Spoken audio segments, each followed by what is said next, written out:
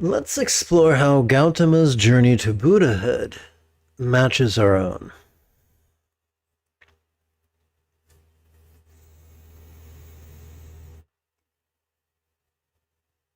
Gautama, also known as Prince Siddhartha, really had it made. His dad was the most powerful man in the land. He had everything he had was privilege, privileged education, privileged recreation. There was no pleasure he couldn't receive. And yet, despite all that, he experienced great dissatisfaction. In our hyper capitalist, some would say late stage capitalist society, we are so brainwashed by Madison Avenue that we seldom exercise the vulnerability to give ourselves permission to feel dissatisfied with what we have.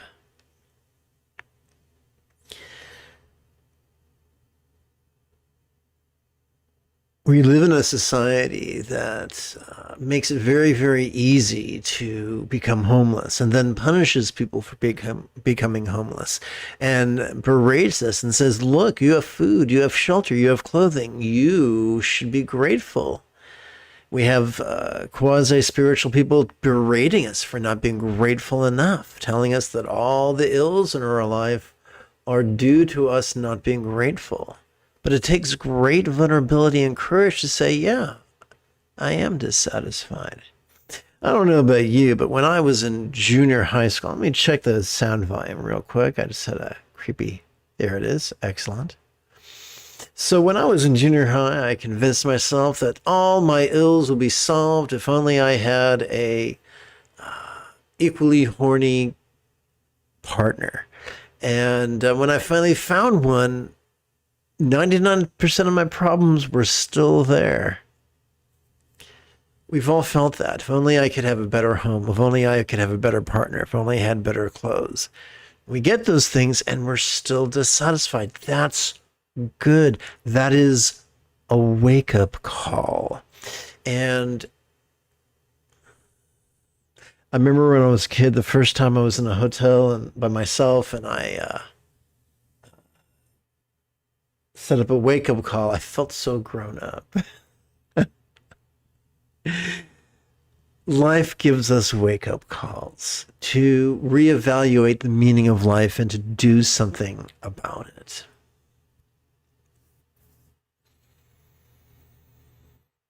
So the Buddha had his wake-up call, but then he had to do something about that wake-up call.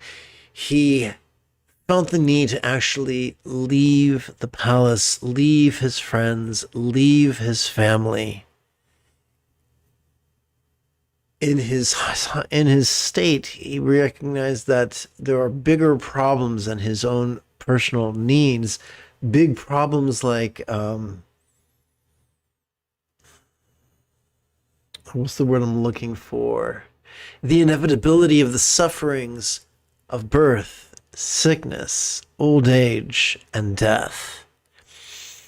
And they seemed to him to be insurmountable, and he resolved to find a solution to the tyranny of these sufferings.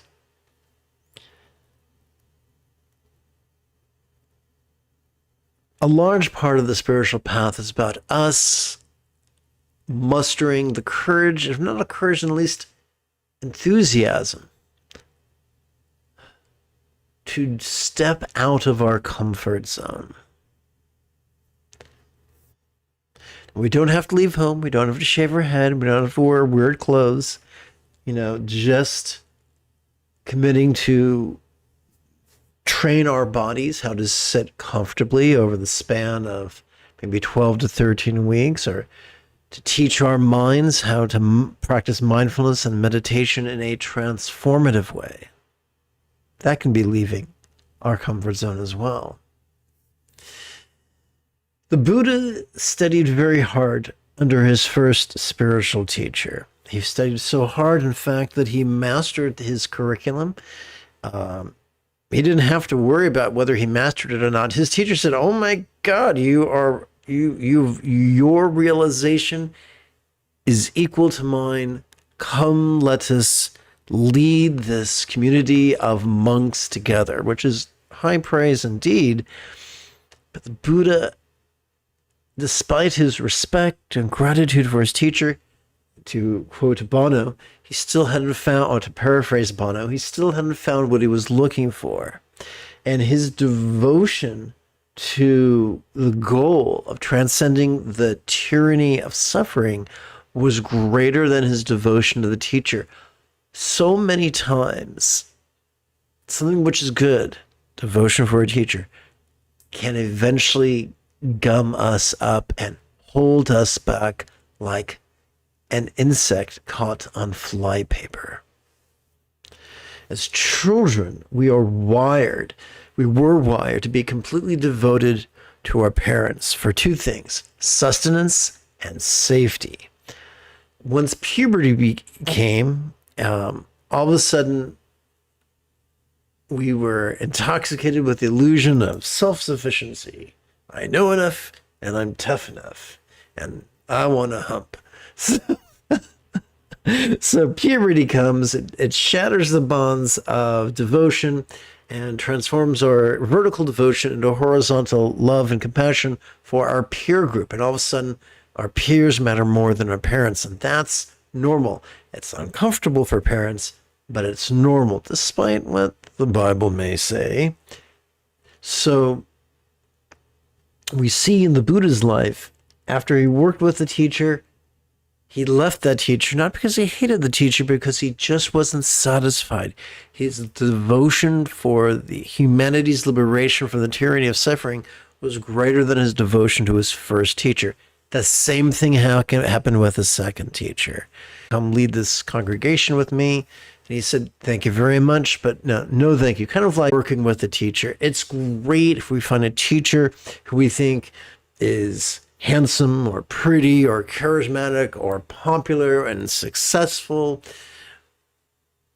But if they aren't meeting our spiritual needs, if they aren't helping us to productively meet our spiritual needs in a relatively short period of time, then we have to exercise the courage to look for a teacher who can help us more. So when the Buddha left his second teacher, he went to the forest to meditate, and he found a group of 5 other meditators, and they were all into asceticism. And so the Buddha pursued asceticism with great enthusiasm, and he reached a point in his path where he was just about dying from over fasting. Yes, you can die from over fasting. And he overheard a teacher, a musical teacher with his musical student, probably I think it was this teacher of the sitar, in a boat by the river. And he overheard a conversation. The teacher saying very common sense things to the student. If the strings are too loose, they will not play. If the strings are too tight, they will break. And it is said that in that moment, the Buddha, or he who would become the Buddha, Gautama, had an epiphany that shattered the rigidity of his preconceptions and his idealism, that said, hey man, there's a middle path. I can't just bounce from the debauchery of the palace to the asceticism of the forest. I gotta find a middle way. As we study, at certain points, we have moments of clarity, and those moments of clarity are fun, and they are exciting, and they are thrilling. But if we hold on to them tightly, they will do more harm than good. The more tightly we hold on to one epiphany, the less likely we are to have the next epiphany. It's rather like climbing a ladder, isn't it? If we hold on too tightly to one rung, we can't advance to the next rung.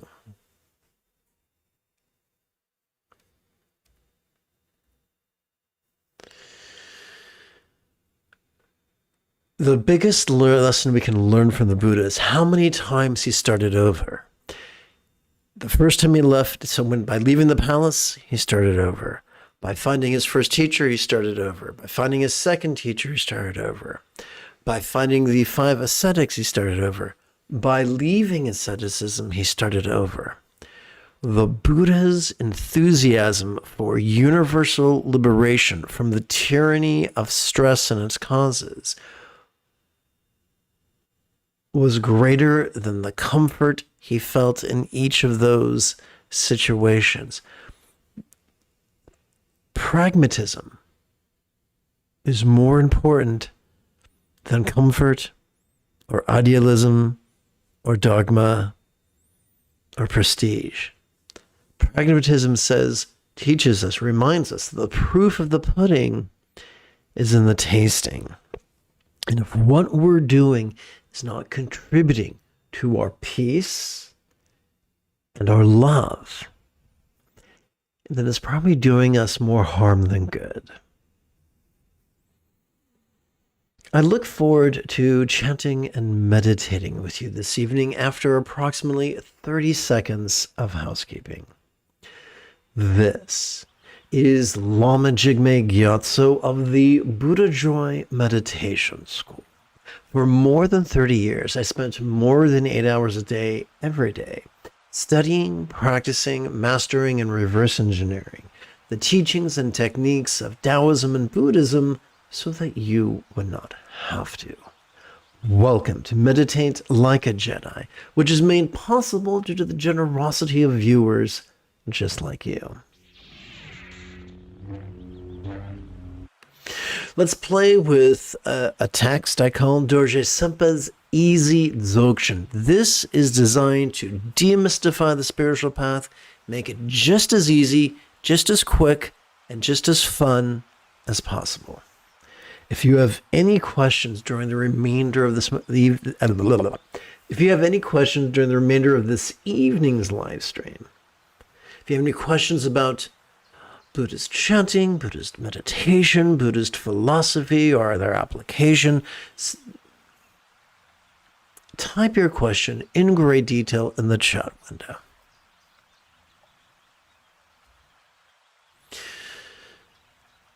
So what we're doing is we're blending all the pertinent practices of Sutra and Tantra into one easy-to-use system. The first set of 4 exercises. During this first set of 4 exercises, we're going to bring the experience of the 4 bases of mindfulness into the path of conventional love and letting go. That just means we're going to bring our experience of the circumstantial, the physical, the interpersonal, and the mental into the path of love. Well, the path of love and letting go, but we're emphasizing love. So we're going to begin with a loving wish, which is the second fold of the Buddha's Eightfold Path, together. May all minds of all beings now be as peacefully wise as the mind of a Buddha of law symbolized by a tikle, one syllable seed or bija mantra. So here's what we're doing. We're working with simile and metaphor. Now, they can be treacherous, but we work with them because we evolved to think symbolically. That's the quickest way to get the attention of the oldest, deepest parts of our mind. And here's the trick. So we just had this lengthy 4-line wish. We're going to shrink it down to just 1 line. We're going to lovingly wish that all mind, just bija wise for all minds. During our exhalation, we're going to physically relax as best we can while chanting this 6-syllable mantra. Om Vajra Sattva Hum, Om Vajra Sattva Hum, Om Vajra Sattva Hum, Om Vajra Sattva Hum, Om Vajra Sattva Hum, Om Vajra Sattva Hum, Om Vajra Sattva Hum. Om Vajra Sattva Hum. Om Vajra Sattva Hum. Om Vajra Sattva Hum. Om Vajra Sattva Hum. Om Vajra Sattva Hum. Om Vajra Sattva Hum. Om Vajra Sattva Hum. Om Vajra Sattva Hum. Om Vajra Sattva Hum.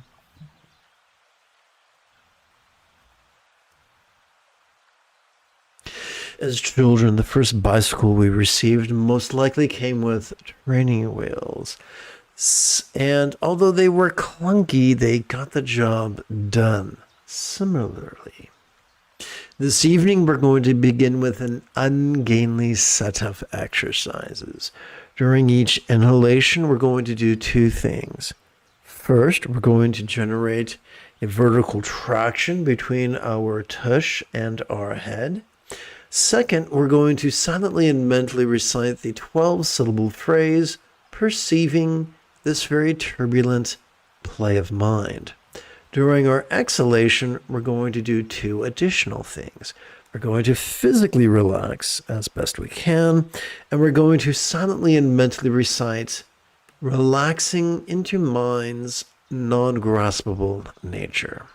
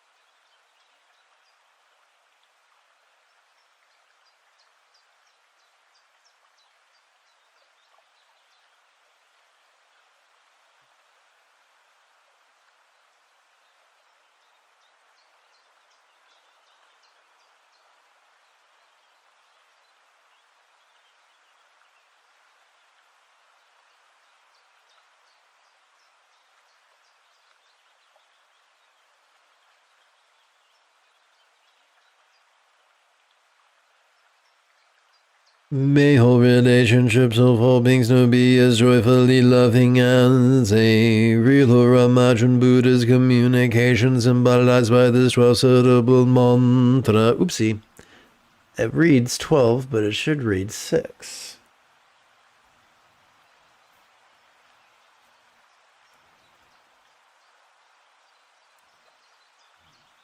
So our job is not to actively visualize or fervently believe or passionately emote.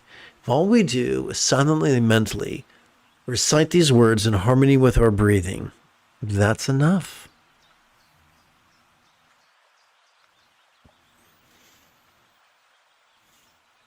Om Vajra Sattva Hum. Om Vajra Sattva Hum. Om Vajra Sattva Hum. Om Vajra Sattva Hum.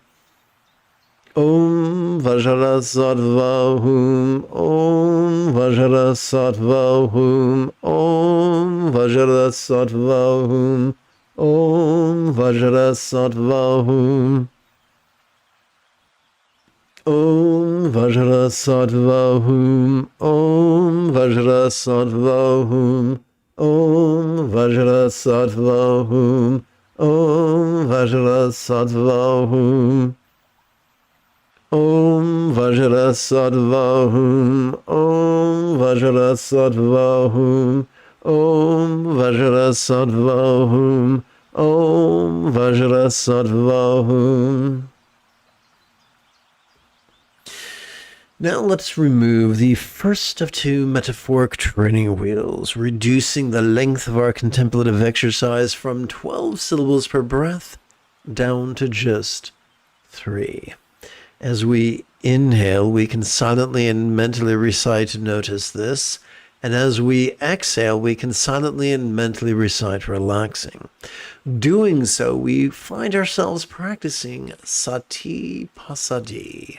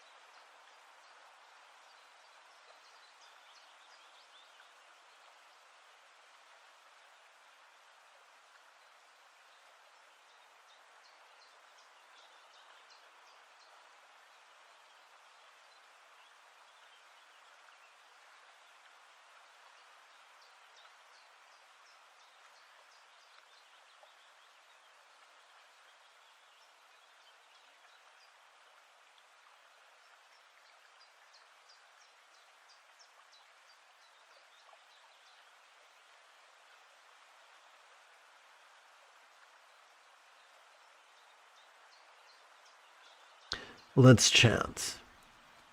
May all bodies of all beings now enjoy the beautiful health depicted in Buddhist art, of the blissful body of a yidam of lore and octopen of enlightenment, such as Vajra, such as Dorje Semba.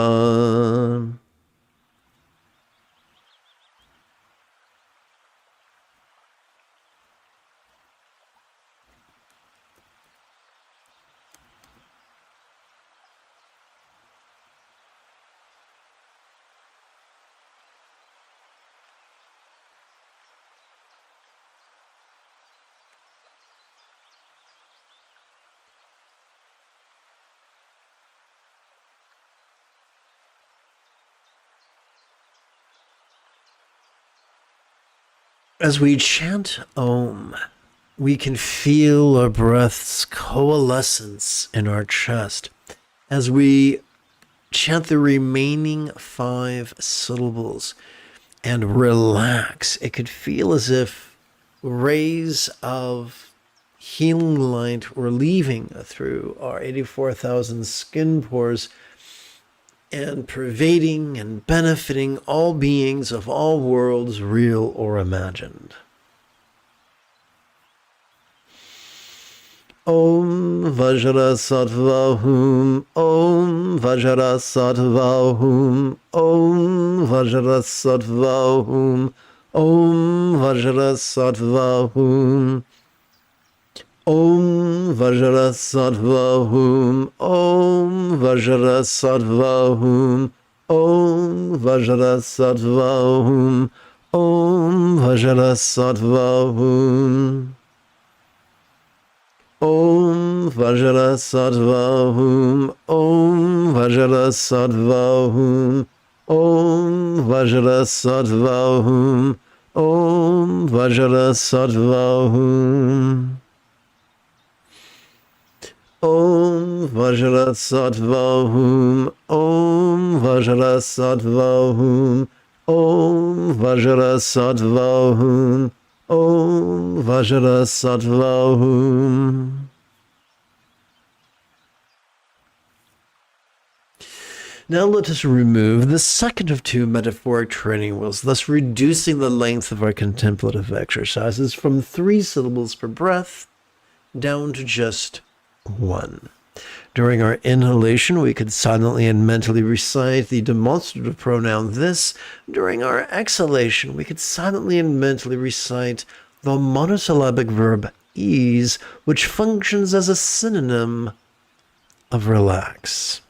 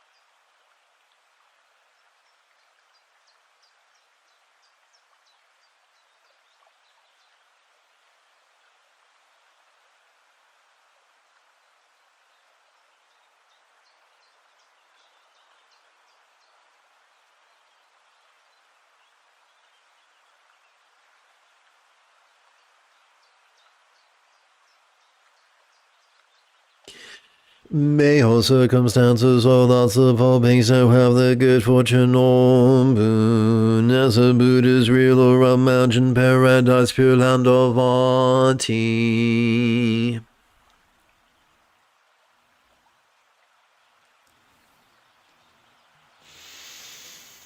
Om Vajrasattva Hum. Om Vajrasattva Hum. Om Vajrasattva Hum. Om Vajrasattva Hum. Om Vajrasattva Hum. Om Vajrasattva Hum. Om Vajrasattva Hum. Om Vajrasattva Hum. Om Vajrasattva Hum. Om Vajrasattva Hum. Om Vajrasattva Hum. Om Vajrasattva Hum. Om Vajrasattva Hum. Om Vajrasattva Hum. Om Vajrasattva Hum. Om Vajrasattva Hum. Now that we have reached contemplative cruising altitude, together as a team, let us meditate as transformatively as General Leia Organa upon Ajahn Kloss under the guidance of Luke Skywalker.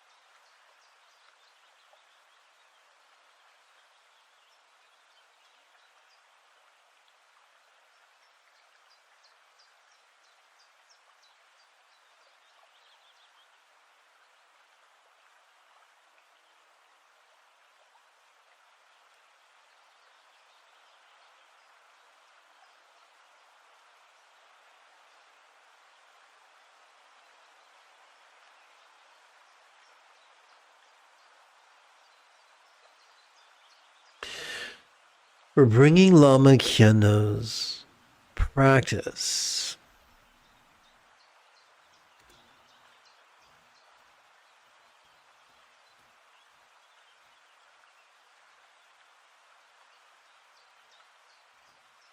of calling the Lama from afar into Drop's path of bliss and letting go, which is known by many names including completion stage, Bindu Mahamudra, Anu Yoga, and Tikle.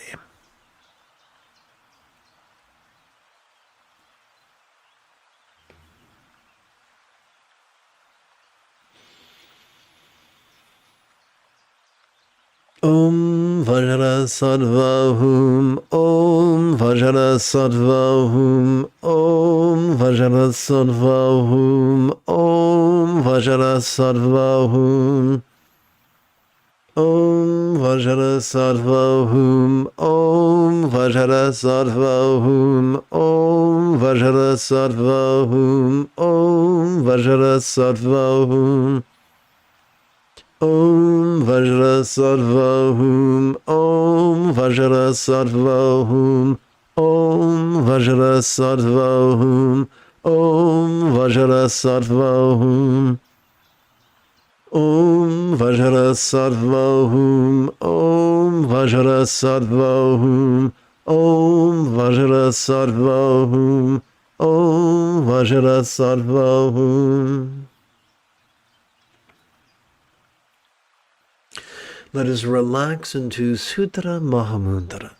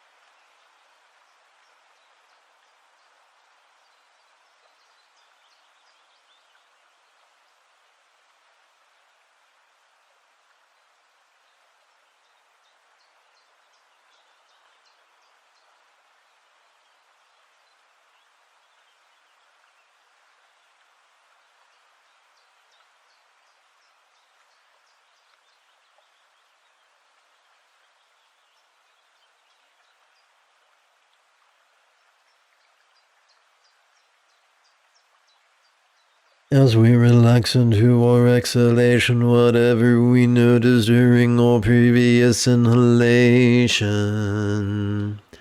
could feel as non-graspable as a vast empty void.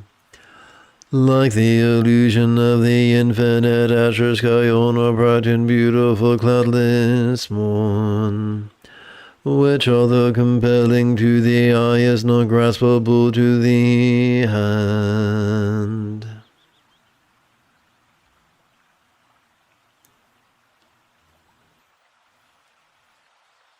Now let us bring the experience of the four bases of mindfulness into Leapover's path of ultimate love and letting go, which again is known by many names including generation or creation stage, Tantra Mahamudra, Mahayoga, and Tokal.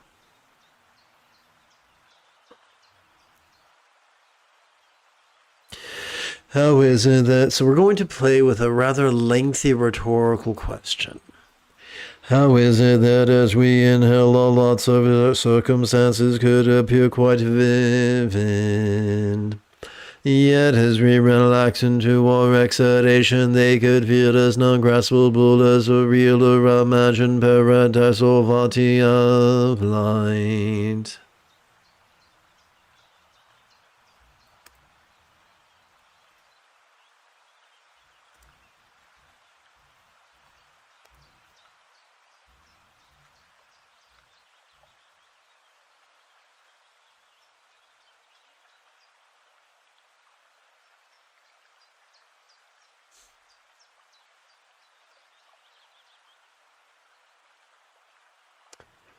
Whoops.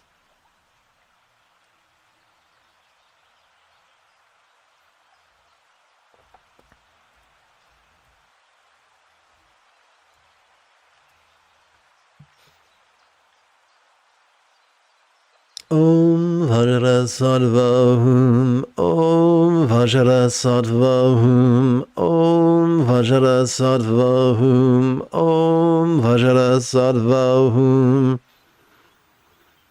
Om Vajrasattva Hum. Om Vajrasattva Hum. Om Vajrasattva Hum. Om Vajrasattva Hum. Om Vajrasattva Hum. Om Vajrasattva Hum. Om Vajrasattva Hum. Om Vajrasattva Hum. Om Vajrasattva Hum. Om Vajrasattva Hum. Om Vajrasattva Hum. Om Vajrasattva Hum.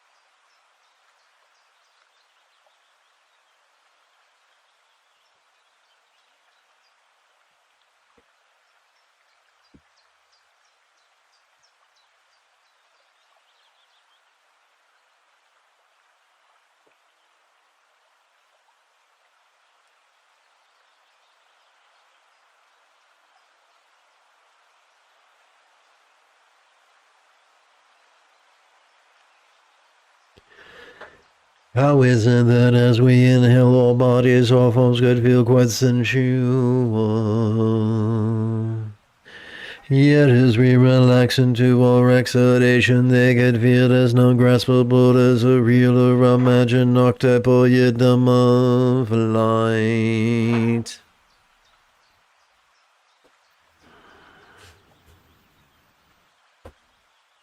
Om Vajrasattva Hum. Om Vajrasattva Hum. Om Vajrasattva Hum. Om Vajrasattva Hum.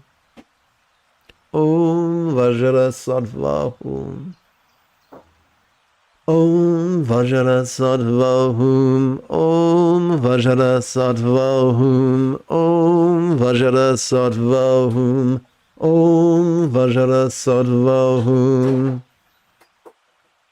Om Vajrasattva Hum. Om Vajrasattva Hum. Om Vajrasattva Hum.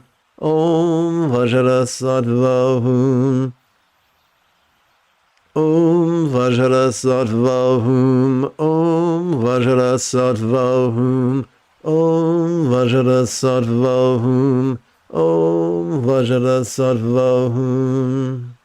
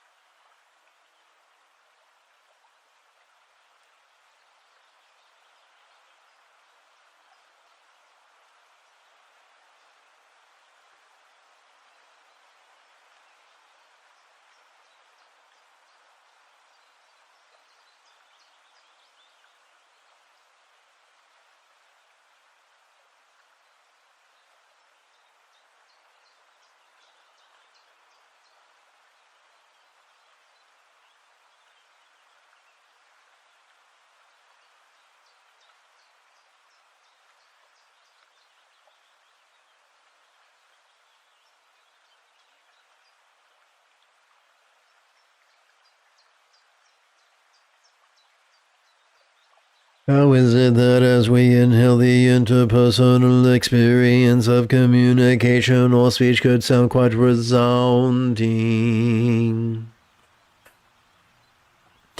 Yet as we relax into our exhalation, it could feel as non-graspable as a real or imagined mantra of light.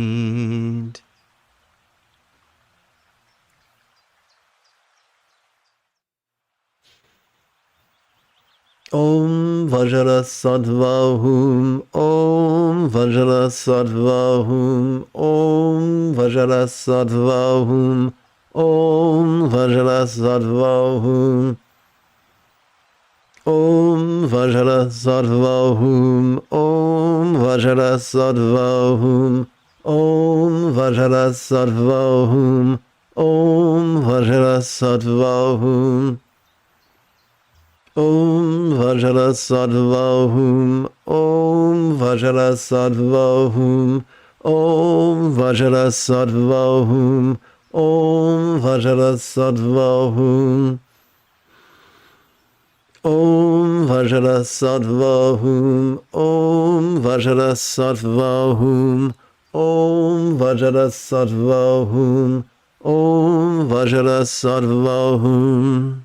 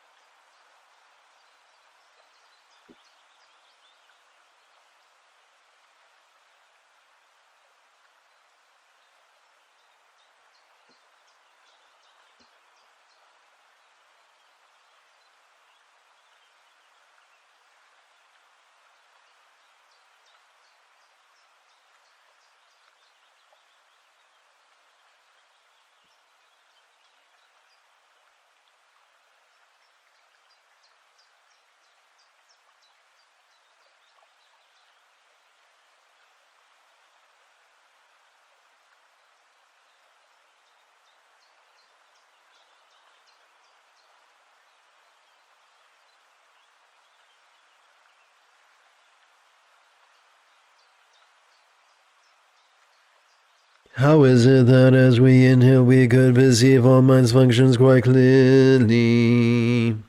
Yet as we relax into our exhalation, they could feel as non-graspable as a real or imagined bija seed suitable of light.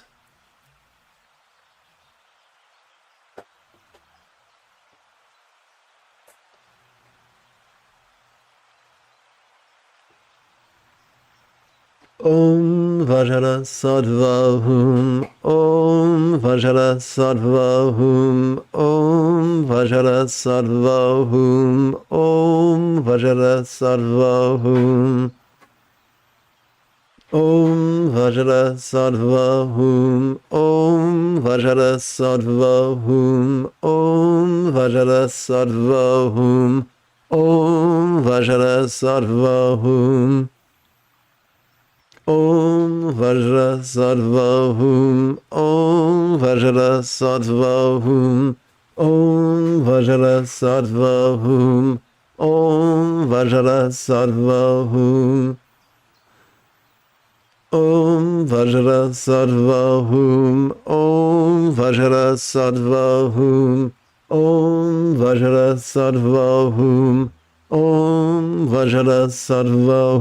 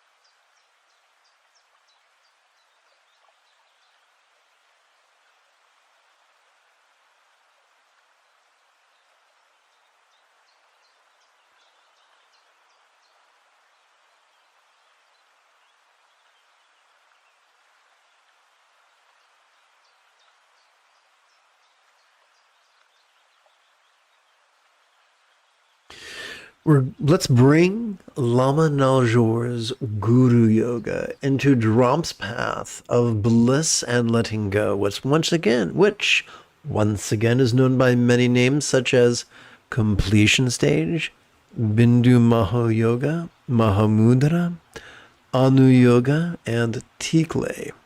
So what you'll notice is there is no mystification of the teachings. All the teachings are available to be practiced without having to jump through hoops. As the Buddha lay dying, he proclaimed, "I've taught with an outstretched arm and an open hand, keeping no secrets." Beware of teachers who practice elitism.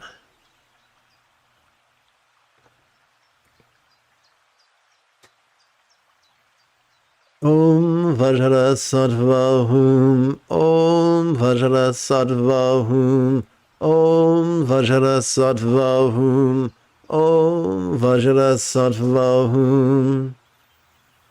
Om Vajra Sattva Om Vajra Sattva Om Vajra Sattva Om Vajra Sattva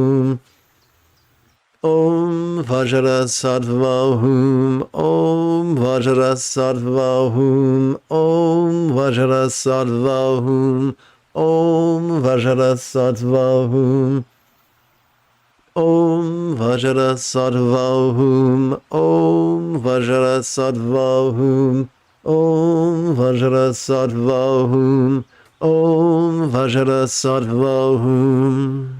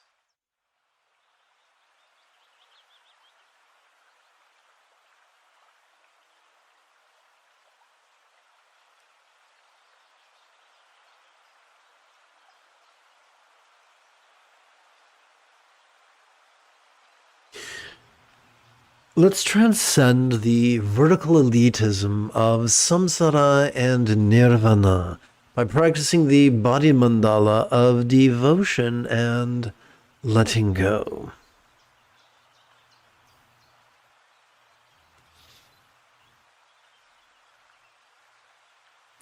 We are inviting real or imagined Buddhas in their paradises and their denizens to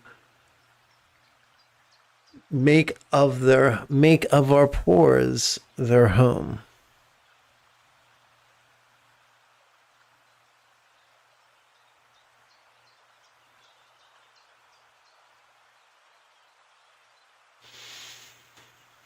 Om Vajra Sattva Om Vajra Sattva Om Vajra Sattva Om Vajra Sattva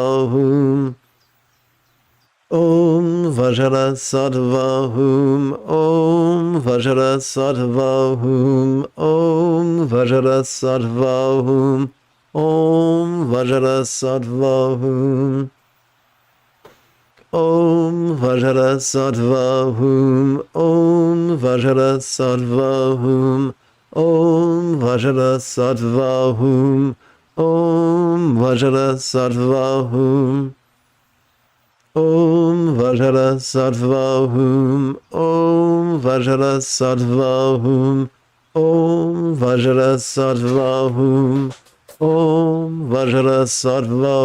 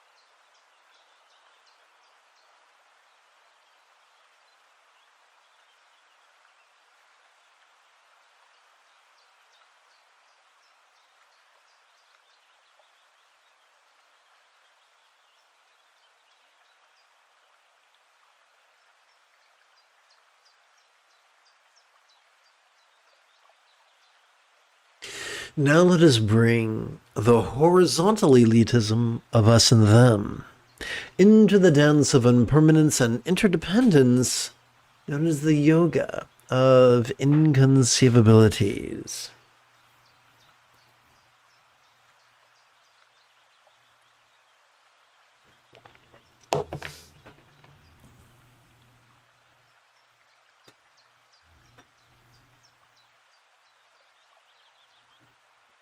What could it look like if all circumstances or lots blissfully and impermanently melted into rainbow light that interdependently absorbed into this body or form?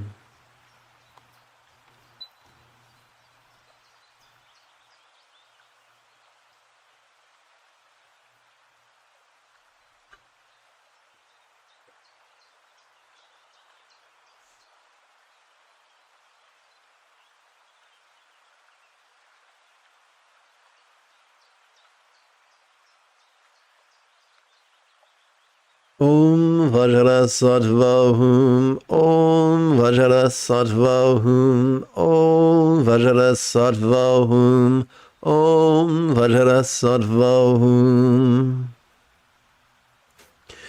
What could it feel like if all forms or bodies blissfully and impermanently melted into rainbow light that interdependently absorbed into this communication or speech?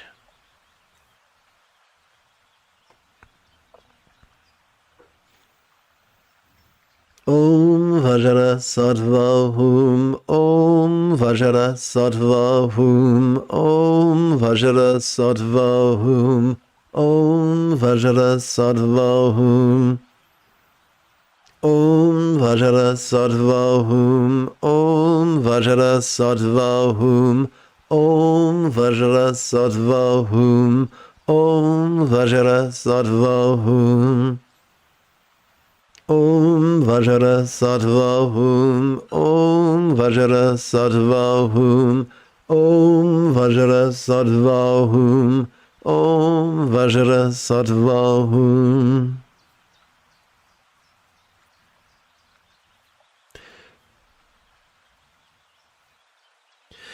What could it sound like if all interpersonal speech blissfully and impermanently melted into rainbow light that interdependently absorbed into this mind? Om Vajrasattva Om Vajrasattva Om Vajrasattva Om Vajrasattva. What could it be like if all minds blissfully and impermanently melted into rainbow light that interdependently absorbed into our vast empty void? Om Vajrasattva Om Vajrasattva Om Vajrasattva Om Vajrasattva.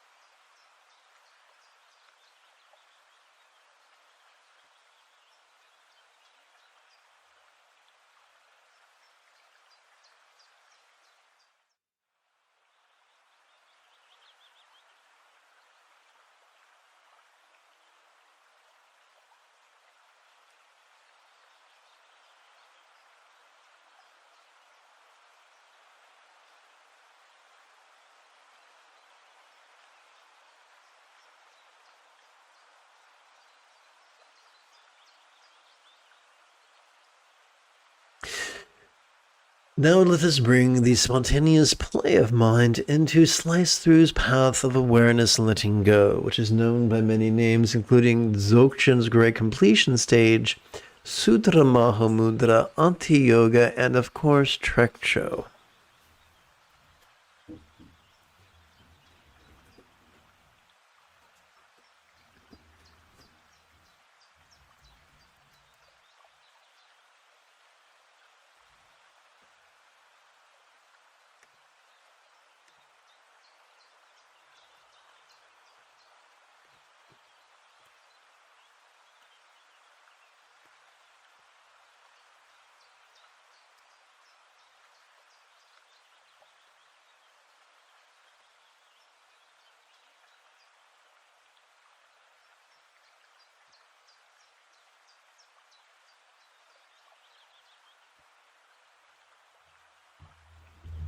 Om Vajra Sattva Hum, Om Vajra Sattva Hum, Om Vajra Sattva Hum, Om Vajra Sattva Hum.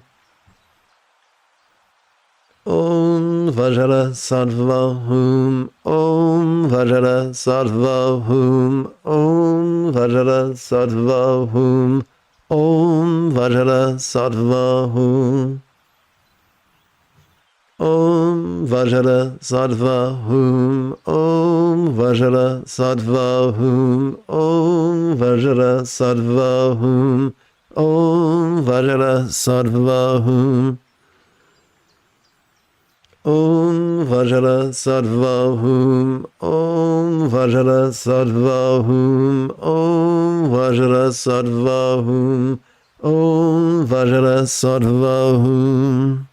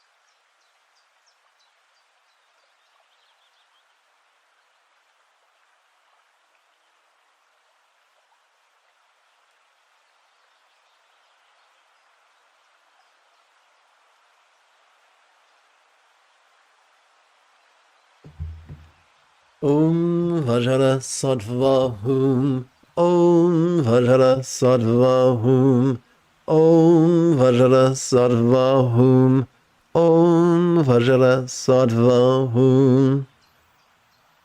Om Vajra Sattva Hum, Om Vajra Sattva Hum, Om Vajra Sattva Hum, Om Vajra Sattva Hum.